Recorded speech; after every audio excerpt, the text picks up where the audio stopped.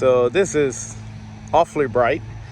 But pretty much what we're looking at here is a system that Tesla installed. They managed to beat out a bunch of different quotes that I got for similar or better equipment. The closest bid was about 20 grand higher than what Tesla quoted me for the system that you're looking at. This is 15.6 kilowatt hour system, but I do not expect it to ever peak at that because of the incident angles on my roof. Ultimately, I had to cut down some trees in the front and the back of the house to increase the exposure time, but otherwise these panels have uninterrupted sunlight, therefore allowing me to have a string system. If you're unfamiliar, there's a variety of systems out there. You have the most basic one and the most efficient, which is strings, and then you have optimizers and microinverters. They all have different levels of complexity, and obviously microinverters being the one with the higher cost, but they also come with the advantage that you can monitor individual panels rather than individual strings, which in my case, you're looking at one string, there's another string behind that, there's two strings here, one string there, and another one on the back of the house. I will be making a review on this because the one thing that I noticed out of all the reviews out there is that none of the people reviewing these are actual car guys. Like they're not gearheads, and like nothing against them. I went through Ryan Shaw, Bearded Tesla guy, the Tesla family, a bunch of different guys out there, and these are the ones that come to mind first. And I watched all of their videos, and to get an idea what I was getting into, I ended up going to do a test drive for this thing, and I kind of fell in love with it. It is fast as hell. It's enjoyable to actually drive, and it's not what I expected out of an electric car. For some reason, I had this mental, I don't even know what to call it. I had a completely different idea of what the car is. But anyways, I will make a review for that from a car guy's point of view, but that's for another video.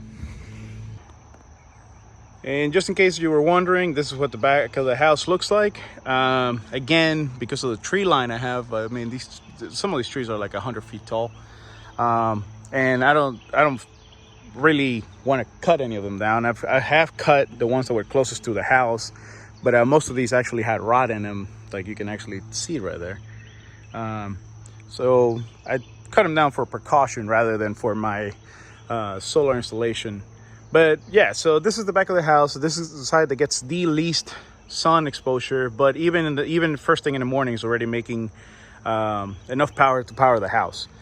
But yeah, so now we'll take you guys inside so we can look at my inverters. All right, so now these are my inverters. Pretty much you got a service disconnect, large inverter for the large array, small inverter for the small array, and my battery backup. Everything on the bottom, everything for the battery backup you can ignore. Just keep in mind the solar system, $32,000. That's an extra 30 grand. Don't even get me started on that. I wanted to do a propane backup generator, and installed and everything. I was looking at almost 20 grand. I was like, you know what? That still needs maintenance and professional installation and blah, blah, blah, blah, blah. So I might as well do this. Guaranteed for 10 years. Don't even have to think about it. But anyway, so back to the solar. Another thing that I did was that I switched to a heat pump water heater. My old propane water heater was running me about $800 to $900 a year.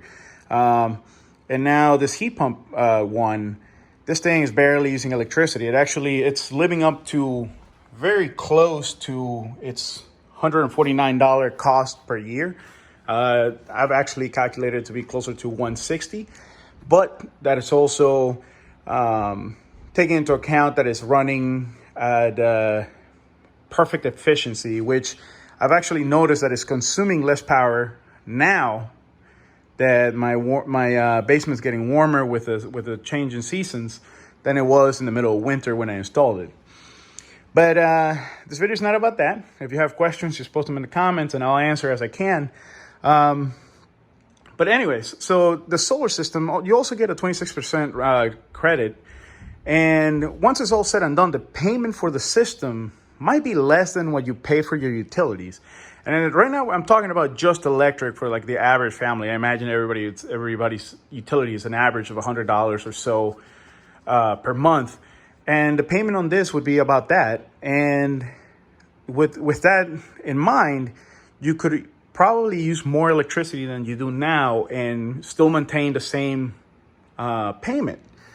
So something to think about. I wanted to share this with you guys because, like I said, this is turning out to be almost unreal how I'm combining all of my, again, including gas, propane, and electricity as utilities into one thing. And yeah, I just wanted to share that with you guys. Sorry that we're completely off topic in the channel, and I hope you guys enjoyed.